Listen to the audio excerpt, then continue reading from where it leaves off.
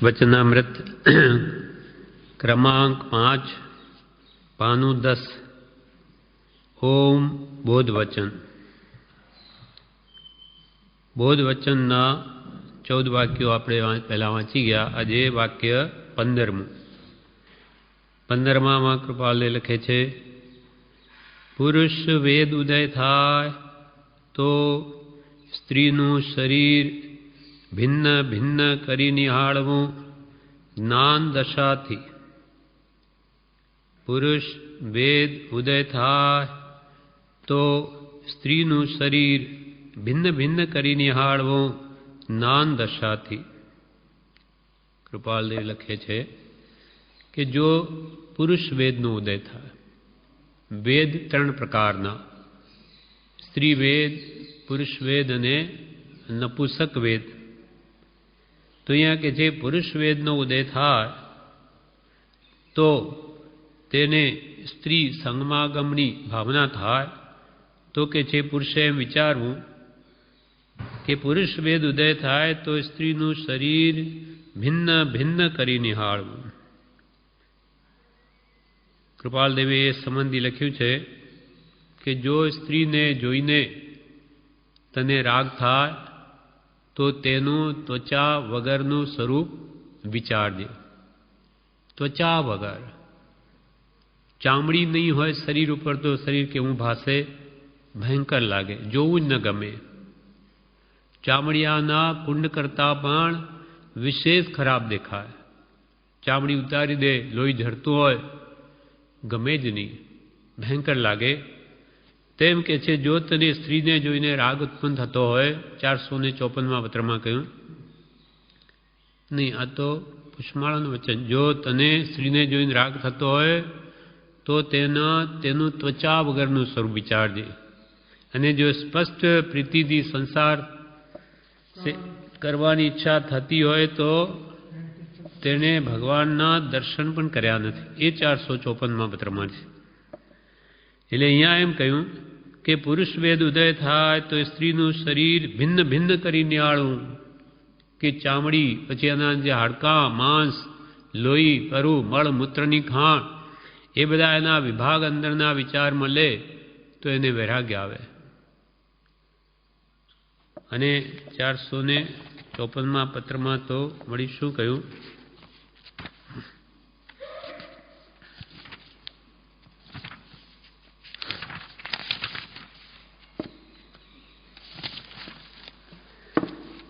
पत्रांक 454 कहूँ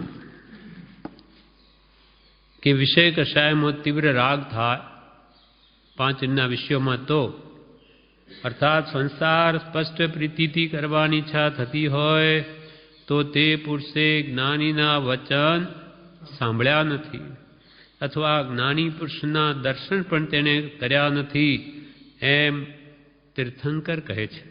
कृपाल के भगवान तीर्थंकरो एम कहे कि जेने संसार स्पष्ट प्रीति थी एटले तीव्र राग थी करवानी जो इच्छा थती होय तो ते पुरुषे ज्ञानीना वचन सांभळ्या पण नथी, अथवा ज्ञानी पुरुषना तेने दर्शन पण कर्या नथी, एम श्री तीर्थंकर कहे छे। जेनी केडनो भंग थयो छे तेनुं प्राय बधुं बळ परीक्षीणपणाने भजे छे। जेने ज्ञानी पुरुषना वचनरूप लाकड़ीनो प्रहार थयो छे ते पुरुषने विषे ते प्रकारे संसार संबंधी बळ होय छे, एम तीर्थंकर कहे छे। कि जो सत्पुरुषना वचनरूप लाकड़ीनो प्रहार थयो होय तो ते प्रमाणे तेनुं संसार बळ परीक्षीणपणाने भजे छे। ए मोह घटवो ज जोईए, जो नथी घट्यो तो एने ज्ञानी पुरुषना वचन सांभळ्या ज नथी। जेने ज्ञानी पुरुषना वचनरूप लाकड़ीनो प्रहार थयो छे ते पुरुषने विषे ते प्रकारे संसार संबंधी बळ होय छे, एम तीर्थंकर कहे छे। ज्ञानी पुरुषने जोया पछी स्त्रीने जोई जो राग उत्पन्न थतो होय तो ज्ञानी पुरुषने जोया नथी, एम तमे जाणो।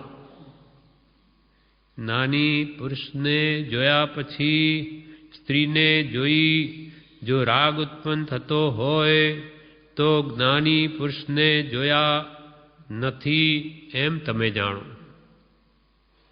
જ્ઞાની પુરુષના વચનને સાંભળ્યા પછી સ્ત્રીનું સજીવન શરીર અજીવનપણે ભાસ્યા વિના રહે નહીં.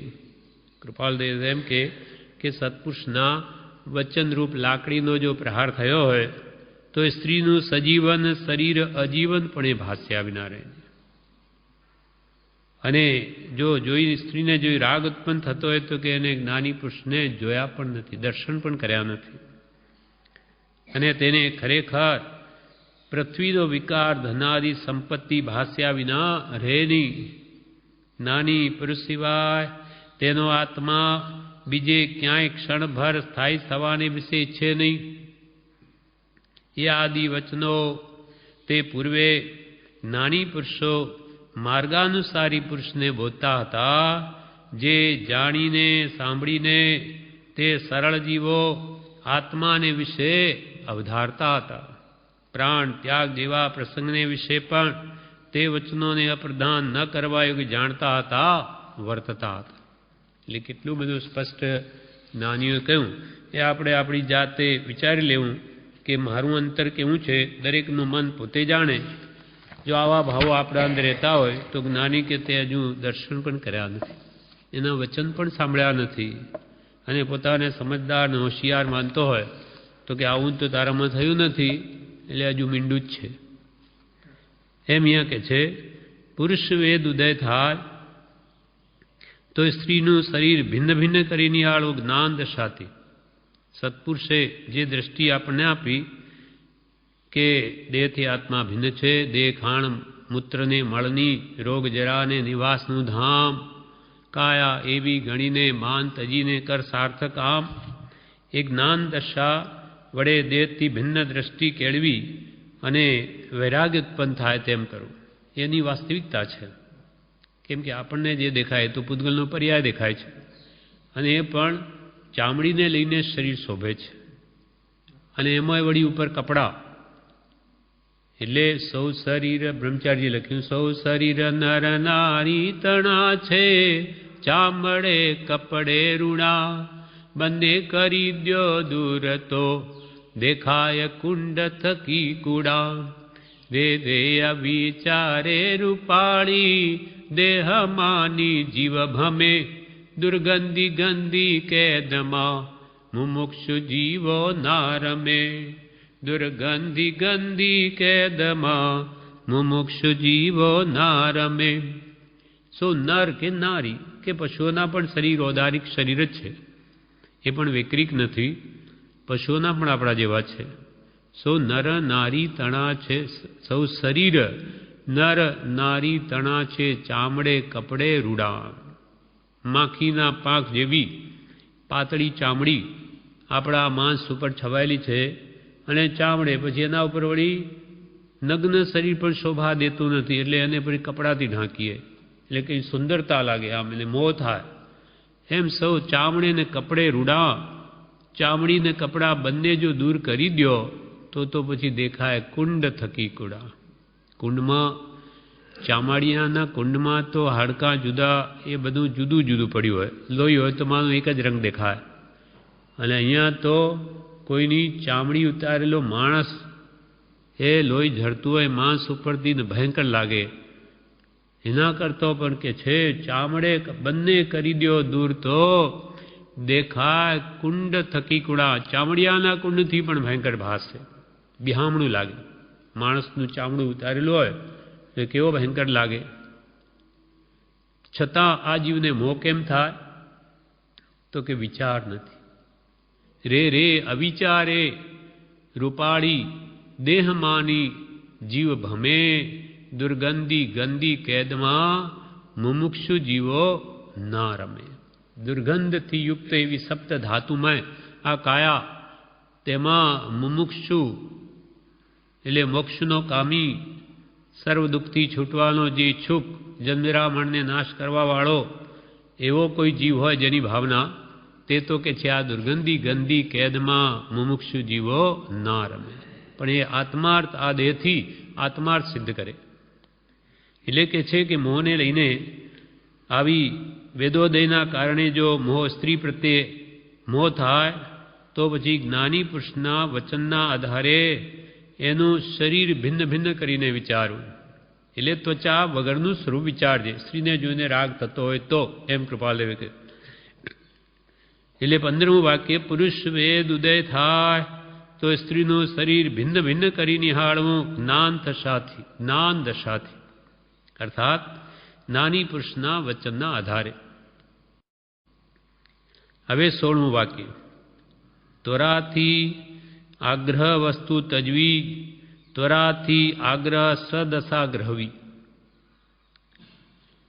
16મા વાક્યમાં કહ્યું ત્વરાથી એટલે શીઘ્રપણે, આગ્રહ વસ્તુ તજવી એટલે કોઈ પણ વસ્તુનો કદાગ્રહ ન રાખવો, હઠાગ્રહ દુરાગ્રહ એ બધું મૂકી દઈ. કેમ કે આગ્રહો એવા ભયંકર હોય છે કે એકવાર એક મત પંથમાં જેને આગ્રહ થઈ ગયો તે કાઢવો અતિ મુશ્કેલ છે. એટલે આપણે આલોચના બોલીએ છીએ, આગ્રહ ગ્રાહક અને જતા મુશ્કેલ તેથી છૂટું. આગ્રહરૂપી ગ્રાહ મગરમચ્છ જ્યારે આપણને પકડી લે તો છૂટવું કેવું મુશ્કેલ હોય, તેમ જે કુલ મતનો આગ્રહ કે કોઈ બીજો પકડાઈ ગયો હોય કુગુરુ આશ્રય તો પછી છૂટવું બહુ મુશ્કેલ છે. એટલે કૃપાલદેવે આત્મસિદ્ધિમાં લખ્યું, મત દર્શન આગ્રહ તજી વર્તે સદગુરુ લક્ષ. તો સમકિત તેને ભાક્યું કારણ ગણી પ્રત્યક્ષ. પ્રત્યક્ષ એટલે નિશ્ચય સમ્યક દર્શનનું કારણ ગણી અને એને વ્યવહાર સમકિત કહ્યું છે. કોને? તો કે મત દર્શન આગ્રહ તજી. પોતાના મતનો આગ્રહ મૂકી દેવો, સતનો આગ્રહ જોઈએ. મત દર્શન આગ્રહ તજી વર્તે સદગુરુ લક્ષ. જેમ સદગુરુ કહે તેમ કરવું, આત્મજ્ઞાની પુરુષો કહે તેમ. અને તેને સમકિત તેને ભાગ્યું. કૃપાલ કે તેને વ્યવહાર સમકિત કહ્યું છે. કેમ કે દેવગુરુ ધર્મના કહ્યા પ્રમાણે ચાલે એટલે એ સમ્યક છે. એ કાલાંતરેને નિશ્ચય આત્મદર્શન કરાવશે. એટલે કે નિશ્ચય સમકિતનું કારણ થશે. વ્યવહાર સમકિત શુદ્ધ હોય તો કાળાંતરે નિશ્ચય થાય. વ્યવહારમાં જ દેવગુરુ ધર્મમાં જ ઠેકાણા ન હોય શ્રદ્ધાના તો પછી એ નિશ્ચય સમકિત ન પામી શકે. એટલે આપણને કહ્યું કે મત દર્શન, દર્શન એટલે ધર્મ, જે માનતો હોય તે બધો આગ્રહ મૂકી દઈ. મત દર્શન આગ્રહ તજી વર્તે સદગુરુ લક્ષ્ય સમકિત તેને ભાખ્યું કારણ ગણી પ્રત્યક્ષ. પ્રત્યક્ષ એટલે નિશ્ચય સમ્યક દર્શનનું કારણ કરીને વ્યવહારને પણ સમકિત કહ્યું છે. વ્યવહાર સમકિત કહ્યું. એટલે ત્વરાથી આગ્રહ વસ્તુ તજવી, આવા મિથ્યા આગ્રહો પકડાઈ ગયા તો મૂકી દેવા. અને ત્વરાથી આગ્રહ સદશાગ્રહવી.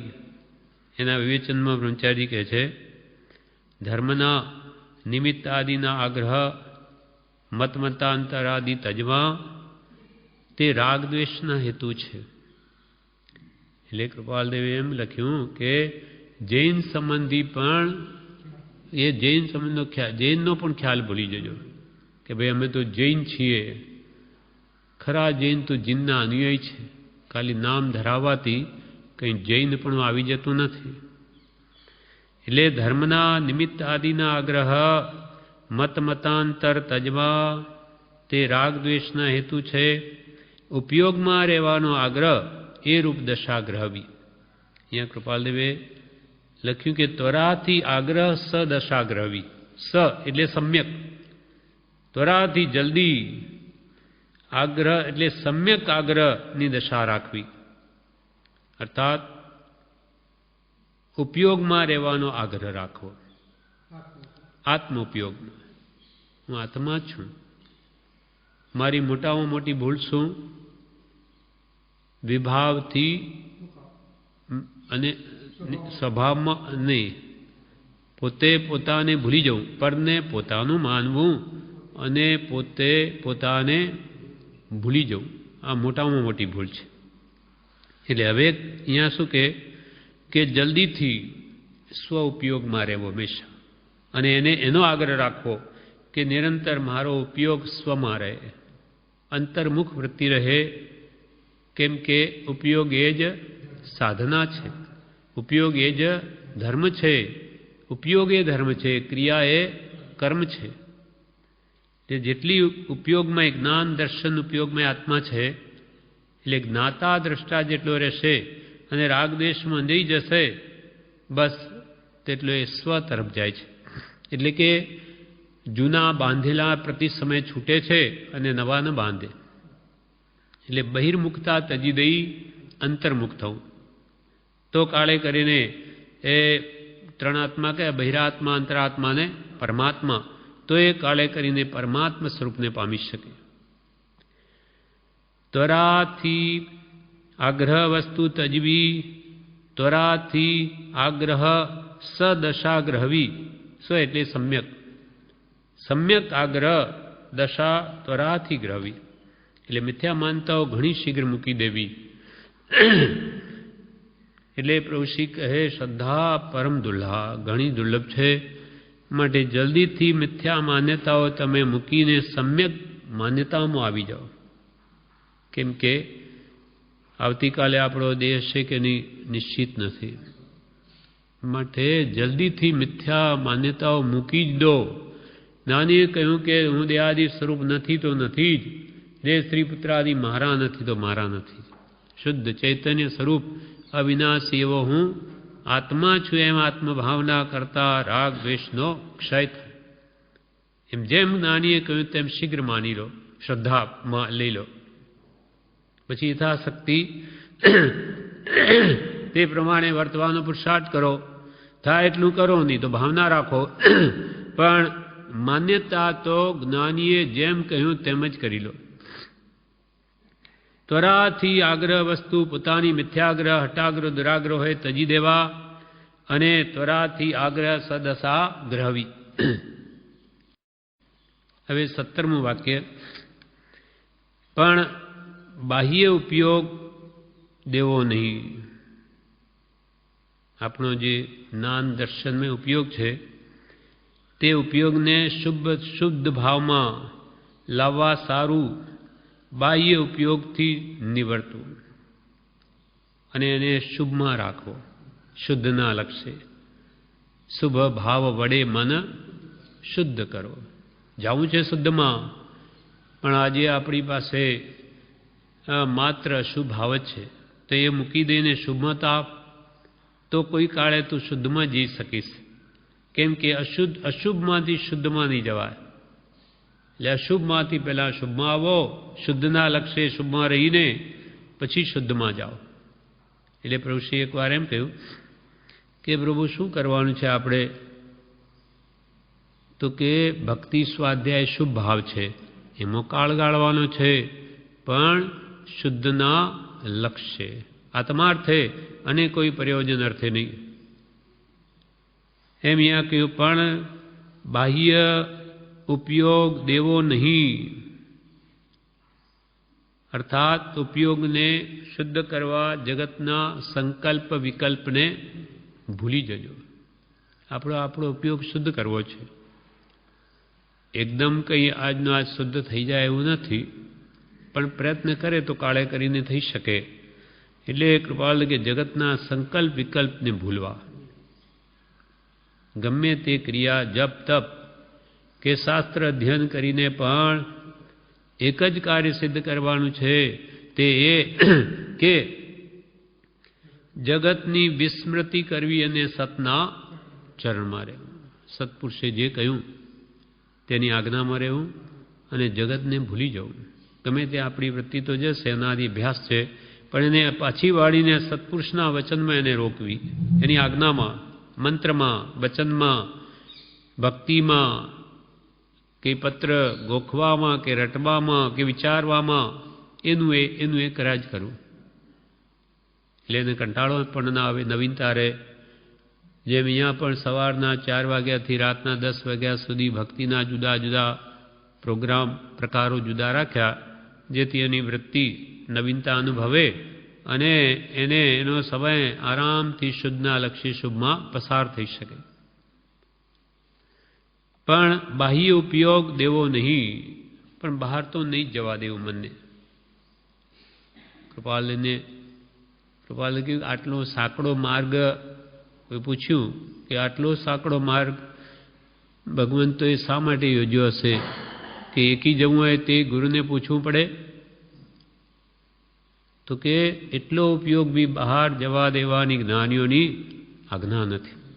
તને માત્ર એકી જવા પરથી છૂટ આપી છે, બીજે નહીં. મન જ્ઞાનીને આધીન છે, એ કે એમ કરવું. કેમ કે ઉપયોગ એ જ સાધના છે. એ ઉપયોગ બહાર જાય તો પાછું એ મલિન થયેલા મનને ફરી ઠીક કરતા વાર લાગે. એટલે મહાપુરુષોએ અહીંયા કહ્યું પણ બાહ્ય ઉપયોગ દેવો નહીં. પછી વાક્ય બોધ વચનનું છે 18મું. મમત્વ એ જ બંધ. મમત્વ એ જ બંધ. મમત્વ એટલે મારાપણું, મૂર્છાભાવ. જ્યાં મૂર્છા છે ત્યાં મમત્વ ભાવ છે, અથવા મમતાને જ મૂર્છા કહી છે.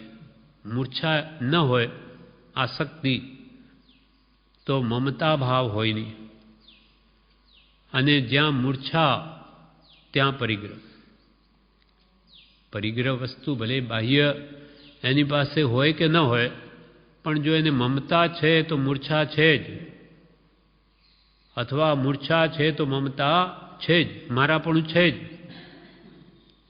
જેમ કે ભિખારીની પાસે કાંઈ પરિગ્રહમાં ન મળે સાધન, છતાં એને મૂર્છા અત્યંત છે, મમતા ભાવ.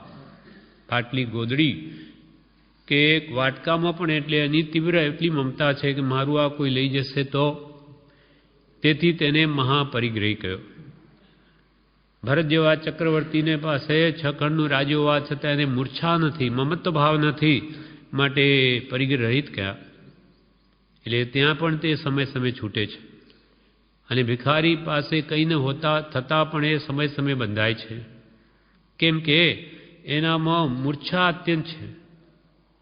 એટલે ઉમાસ્વાતી ભગવંતે મોક્ષ શાસ્ત્રમાં પણ એ જ વ્યાખ્યા કરી. મૂર્છા પરિગ્રહ. પરિગ્રહ શું? તો કે મૂર્છા. મૂર્છા શું? તો કે મમત્વ ભાવ. અને પૂજ્યપાદ સ્વામીએ ઇષ્ટોપદેશમાં પણ એમ જ કહ્યું, મમતાથી બંધાય છે નિર્મમ જીવ મુકાય, યાતે ગાઢ પ્રયત્ન સે નિર્મમ કરો ઉપાય. આપણો આત્મા મમત્વ ભાવથી જ બંધાય છે. મારાપણું ન હોય તો બંધ છે જ નહીં. મમતાથી બંધાય છે. નિર્મમ જીવ મુકાય. જેને કોઈ પદાર્થમાં મારાપણું નથી તે જીવ પરિગ્રહની ભીડમાં રહ્યો છતો પણ છૂટે છે. જેમ કૃપાળદેવ પરિગ્રહને શું કહે? જેમ જેમ એને ધકેલે તેમ વધે. જેમાં જેમાં તે હડસેલીએ તેમાં વધે ન ઘટે કરંચરે, ધન્ય રે દિવસયા અહો.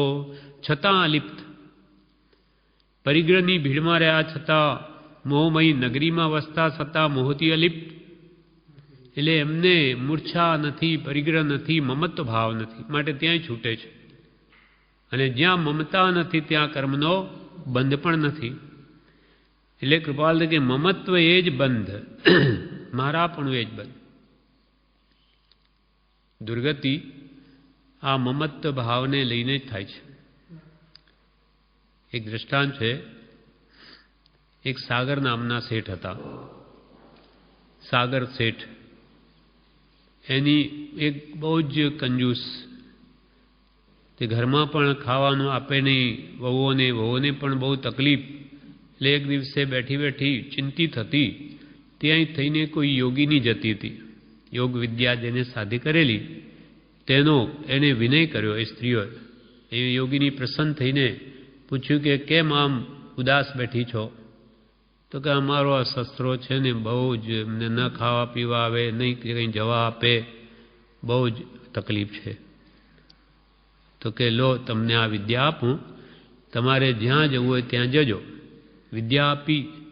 હવે દિવસે તો જવા દે નહીં, શેઠ રાત્રે સૂતા હોય ત્યારે પછી એ શું કરે, વિદ્યાથી ઉડી અને એ રત્નદીપ ક્યાંય બીજે ફરવા જાય. એક લાકડું ત્યાં ઘરમાં પડેલું ચોકમાં, તેના ઉપર બેસીને જાય પાટિયા ઉપર. તે પાટિયું રોજ એક ગોળ હતું લાકડું, ગોળાવા જેવું, અંદર પોલાણ હતું. પેલો નોકર જુએ કે આ લાકડું આજે આમ પડ્યું, કાલે આમ પડ્યું, આ કોણ, કેવી રીતે થતું હશે, શું કરતું હશે? એને પછી એક દિવસે રાત્રે તપાસ રાખી કે આ કોણ આગું પાછું કરે. કે પછી પેલી શેઠની વહુઓ એના પર બેસીને રત્નદીપમાં જતી, એટલે લાકડું પાછું લાવીને મૂકે, આગું પાછું થઈ જાય. એટલે એને થયું કે ઓ, આ તો આ લોકો કંઈ જાય છે. એટલે એણે શું કર્યું, બીજે દિવસે એ બખોલમાં પોતે એ નોકર ઘૂસી ગયો. ત્યાં જઈને જોયું કે ઓહો, આ તો ક્યાં આવે છે, આ તો રત્નદીપ છે, અહીંયા તો કેટલા બધા રત્નો છે. એટલે એણે એવા કેટલાય રત્નો અંદર લઈ લીધા અને ઘરે આવીને એ તો વેચીને સુખી થયો. રત્નો વેચીને એનો નોકર. એટલે પછી પૈસા વધ્યા એટલે શેઠની સામું થવા લાગ્યો, જવાબ આપવા લાગ્યો. શેઠને થયું કે કંઈક એને કંઈક મળ્યું છે ધન, નહીં તો આ બોલે નહીં. એટલે તું ક્યાંથી લાવે પૈસા? પણ જાત હલકી એટલે તરત એણે કહી દીધું કે તમારી આ વહુઓ તમે જાણો છો ક્યાં જાય છે? એ તો રત્નદીપે જાય છે. અને ત્યાંથી હું ગયેલો અંદર આ બખોળમાં રત્નો લાવ્યો એટલે વેચીને સુખી થયો છું. તે શેઠ કે હા આમ તો આવતીકાલે હું જાઉં. એટલે એ પણ શેઠ પણ પેઠો આમાં. એ પેઠો ને ત્યાં અત્યંત લોભી. એટલે એણે તો જોયા આટલા બધા રત્નો, એણે ખૂબ ભર્યા, પોતાને ક્યાંય બિલકુલ જગ્યા જ ન રહેવા દીધી. એટલું બધું વજન વધી ગયું. હવે ઉડતું વિદ્યાના બળે એ ગોળવા જેવું એ વાહન, એ લાકડું એ સમુદ્ર મધ્યે આવ્યું. ત્યારે પેલી વહુઓ વિચાર કરવા લાગી કે આજે આ બહુ જ લાકડું બહુ જ વજનદાર છે, ચાલતું જ નથી કે આ બહુ, માટે એને આપણે નાખી દઈએ નીચે. આ કપડું જેના પાથરીને આપણે બેઠા એના 4 છેડા પકડી લઈએ અને નાખી દઈએ. એટલે પેલો શેઠ અંદરથી બોલ્યો, અરે તમારો સસરો અહીં છે, તમારો સસરો અહીં છું એમ બોલ્યો. એટલે વહુને થયું કે હે, આજે આ આવ્યા છે એમ સાથે, હવે આ મોકો છે કે એ નાખવું નહોતું, પણ હવે તો શેઠ બહુ હેરાન કરે, હવે અવસર છે એટલે આજે તો નાખી દો. એટલે વહુએ મળીને શેઠને સમુદ્રમાં ફેંકી દીધા. અત્યંત તૃષ્ણા, મમત્વ ભાવ તીવ્ર, આસક્તિ એને લઈને એ મમ્મણ શેઠની જેમ મરીને સાગરદત્ત શેઠ 7મી નરકે ગયો. શું કાઢ્યું? મમતાથી બંધાય છે. નિર્મમ જીવ મુકાય, યા તે ગાઢ પ્રયત્ન સે નિર્મમ કરો પાય. એટલે પૂજ્યપાદ સ્વામી ઇષ્ટોપદેશમાં કહે, તમે ગાઢ પ્રયત્ન કરી અને આ મમત્વ ભાવને દૂર કરો, નહીં તો એ તમને નરકમાં લઈ જશે. કૃપાલદેવ પણ સુખ વિશે વિચાર પાઠમાં મોક્ષમાળામાં લખ્યું છે કે જે માયા લોભમાં મૂંઝાયા પડ્યા છે લક્ષ્મી પેદા કરવામાં, તે નિરંતર પાપ કરે છે અને અકસ્માત કાળ તેને લઈ જશે ને દુર્ગતિમાં પડશે. માટે કૃપાલ કે મમત્વ એ જ બંધ શું? મૂર્છા ભાવ. આપણે ગ્રસ્ત છીએ તો ઘર છે, કુટુંબ છે, પૈસા છે, દાગીના બધું હોય, પણ એમાં મારાપણું બહુ નહીં રાખવું. છે હવે છે, પુણ્યાધીન મળ્યું આજે છે ને કાલે જતું રહે, એમાં શું બહુ આસક્તિ રાખવી? કેમ કે એથી જીવને ગાઢ કર્મનો બંધ થાય છે. અને આસક્તિ ન રાખે તેથી કંઈ બધું જતું રહે. મનની વાત છે. આપણી પાસે રહેવાનું હશે તો જ રહેશે, જવાનું હશે તો જશે, પણ એના પ્રત્યે મારાપણું બહુ નહીં રાખવું. કેમ કે અહમ મમેથી મંત્રો મહોત્સય જગત અંધકૃત. આખા જગતને આંધળું કરનારું મોરાજાનો મંત્ર શું? અહમ ને મમ, હું ને મારું. આ દેહ તે હું દેહાદિ સ્વરૂપ છું ને દેહ શ્રી પુત્રાદિ મારા છે. આ ભાવ જ એને મારી નાખે છે. ખરેખર સ્ત્રી પુત્ર એ તો રહેવાના જ, ક્યાંય જાય નહીં, પણ એમાંથી તું મારાપણું કાઢી નાખ. તારું છે જ નહીં તું આવ્યો ત્યારે આ પુત્રો સ્ત્રીઓને સાથે લઈ નહીં આવ્યો, જઈશ ત્યારે પણ તું સાથે લઈ જઈ નથી જવાનો કે ધનાદિને માટે મમત્વ ભાવ કાઢી નાખ. મારું કંઈ છે જ નહીં. અસંખ્યાત પ્રદેશી એવા આત્મા સિવાય મારું કોઈ જ નથી. એવો ભાવ વારંવાર વિચારીને આપણને આ મંત્ર આપ્યો છે. હું દેહાદિ સ્વરૂપ નથી, હું દેહાદિ સ્વરૂપ નથી, દેહ સ્ત્રી પુત્રાદિ મારા નથી, મારા નથી. તો તું કોણ છું? શુદ્ધ ચૈતન્ય સ્વરૂપ, પરમાત્મા જેવો સહજાત્મ સ્વરૂપ એવો હું આત્મા છું. એમ આત્મભાવના કરતા રાગ દ્વેષનો ક્ષય થાય. હવે રાગ દ્વેષનો ક્ષય થઈ જાય એટલે તો પછી કેવળ જ્ઞાન થાય. અને કેવળ જ્ઞાન થયેલો આત્મા શાશ્વત સુખ શાંતિને પામે, મોક્ષને પામે. ફરી ત્યાંથી પાછું આવવા પણ હોય જ નહીં. એટલે અહમ ભાવ ને મમત્વ ભાવ નિવૃત્ત થવાને અર્થે જ્ઞાની પુરુષોએ આ 6 પદની દેશના પ્રકાશી દેહ તે હું, આ બધું મારું, એ ભાવો કાઢવાને માટે જ આપણને આ 6 પદનો પત્ર આપ્યો કે જે સમ્યક દર્શન નિર્વાહનું મૂળ સ્થાન છે. એટલે અહીંયા કૃપાલ કે મમત્વ એ જ બંધ. હવે એના સંબંધમાં જ 19મું વાક્ય કહે છે બંધ એ જ દુઃખ. મમત્વ એ જ બંધ 18મું વાક્ય, અને 19મું વાક્ય બંધ એ જ દુઃખ. બંધ, બંધ 2 પ્રકારે, શુભ બંધ અને અશુભ બંધ. એટલે પુણ્યથી શુભ બંધ અને અશુભ પાપથી અશુભ બંધ. પણ નાની પુરુષો તો કે 2 દુઃખરૂપ જ છે. બંધ મમત્વ એ જ દુઃખ ને મમત્વ એ જ બંધ અને બંધ એ જ દુઃખ. શુભ કે અશુભ બંધ બધા જ દુઃખરૂપ જ છે. અપેક્ષા એ વાત છે. શુદ્ધની અશુભની અપેક્ષાએ શુભ ભાવ સારો, પણ શુદ્ધની અપેક્ષાએ નહીં. શાતા પણ વેદનીય છે. અને આપણી શાતા કેવી? અંતરદાહ રૂપ. આપણને પૈસા, બાય ભૌતિક સામગ્રી બધી મળી હોય, પણ અંદરમાં તો ઈચ્છાઓની અનેક પીડા હોય. વિશેષ મેળવવાની, એ ભોગવવાની, આ બનાવવું, તે કરવું, 5 વિષયો વધારવાની, ભોગવવાની માટે અંતરમાં તો બળતરા રહેશે જ. તેને લઈને એના પુણ્યના સાધનો પણ એને અંતર શાંતિ નહીં આપી શકે. કેમ કે લક્ષ્ય એનો શુદ્ધ ભાવનો નથી. તો શુદ્ધ ભાવના લક્ષ્ય એ શુભ વસ્તુઓ જે પુણ્યાદિને મળી હોય એને ન ગણકારે. ઠીક છે, મળ્યું છે તો એમાં શું મોટી વાત? એ બધું આખો સંસાર જ પુણ્ય પાપ રૂપ છે, દ્વંદ્વરૂપ. એમાં કંઈ બહુ વિશેષતા માનવા જેવું નથી. એમ માનીને શુદ્ધ ભાવનો જે ઉત્સુક હોય, અભિલાષી, તો તેને એ શુભ સામગ્રીઓ પુણ્ય બળે મળી હોય તો એમાં એને આસક્તિ નહીં થાય, હર્ષ નહીં થાય, અને દુઃખમાં શોક નહીં થાય, તો એ કંઈક શાંતિ ભોગવી શકે. બાકી તો પુણ્યશાળીઓ દુઃખી. અને કૃપાલ કે આ કાળમાં તો મોટા ભાગે બધા પાપાનુબંધી પુણ્યવાળા જીવો જન્મ્યા છે. હીન પુણ્ય જીવોએ આ ભરત ક્ષેત્ર ઘેરી લીધું છે. એ મોટે ભાગે ભોગવે પુણ્ય અને બાંધે પાપ. નવું પાપ બાંધે એટલે આગળ દુર્ગતિમાં જાય. પહેલાંની કમાણી પૂરી કરી ને પછી દુર્ગતિમાં જાય. પુણ્યાનુબંધી પુણ્યવાળા જીવો આ કાળમાં બહુ થોડા છે કે ભોગવે પુણ્યને આગળ પણ નવું પુણ્ય બાંધે આસક્તિ કર્યા વગર. તેવા જીવો બહુ જ ઓછા છે. એટલે મમત 18મું વાક્ય મમત્વ એ જ બંધ. 19મું મમત ને બંધ એ જ દુઃખ. બંધ એ જ દુઃખ. પછી 20મું વાક્ય દુઃખ સુખથી ઉપરાંઠા થવું. દુઃખ સુખથી ઉપરાંઠા થવું એટલે દુઃખ આવે અશાતા વેદનીય કર્મના બંધથી, અને સુખ આવે સાતા વેદનીના કર્મથી. આ સાંસારિક સુખ દુઃખની વાત છે. એ સુખ દુઃખથી ઉપરાંઠા થવું.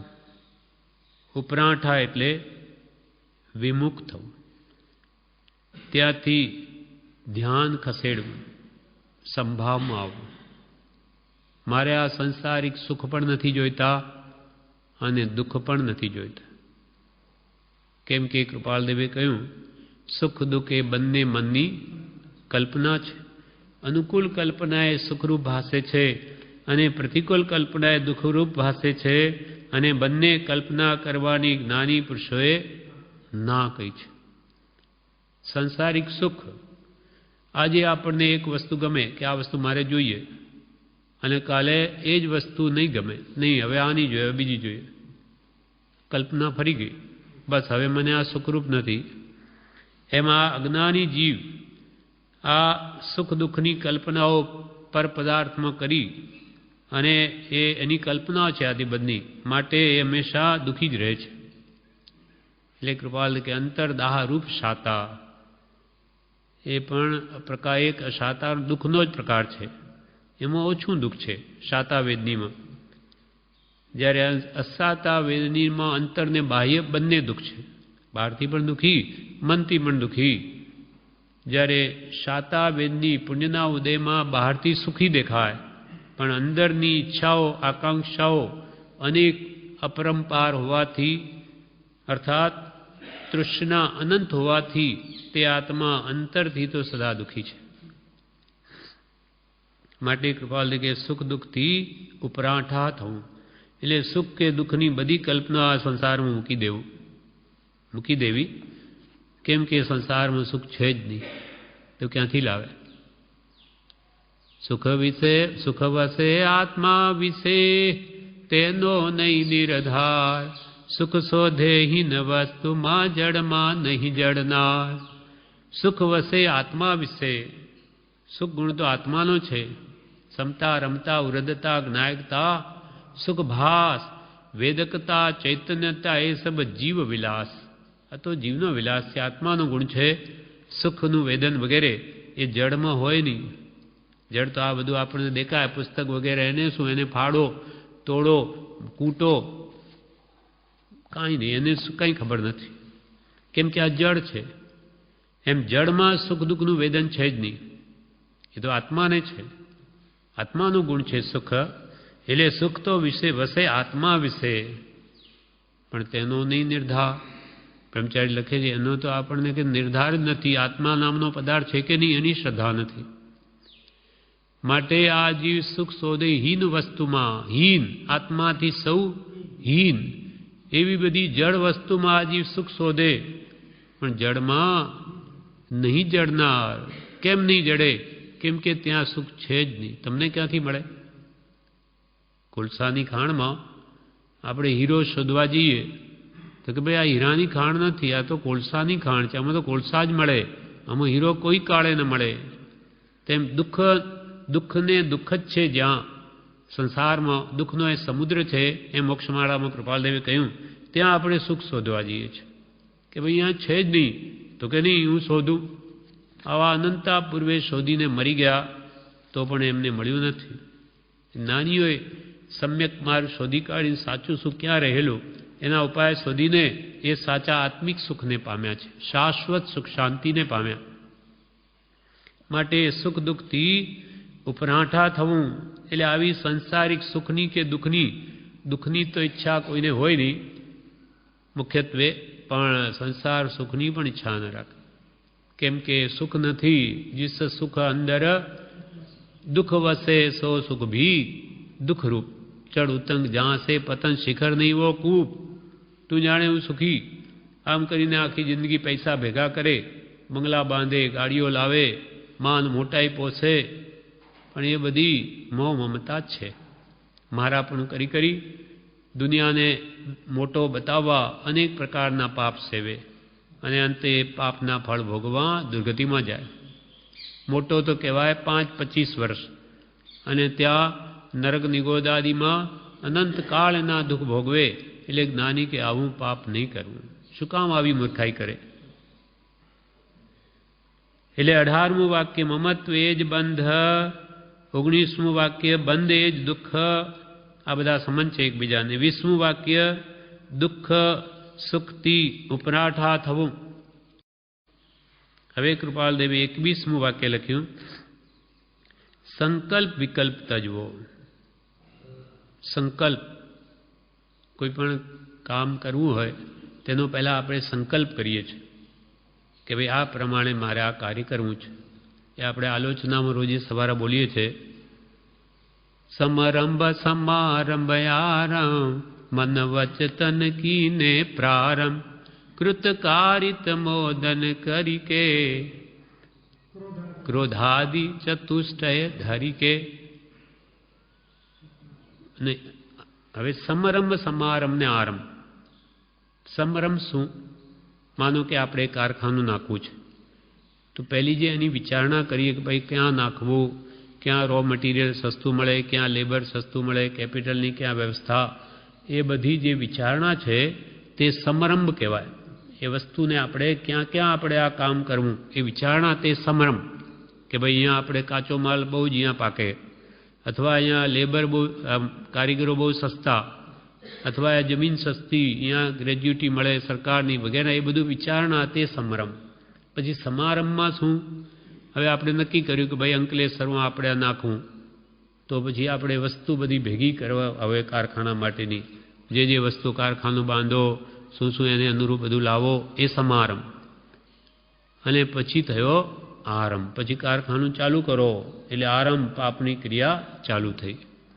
સમારંભ સમારંભ આરંભ મન વચતન ક્રિયને પ્રારંભ. મન વચને કાયા એનો પ્રારંભ કર્યો.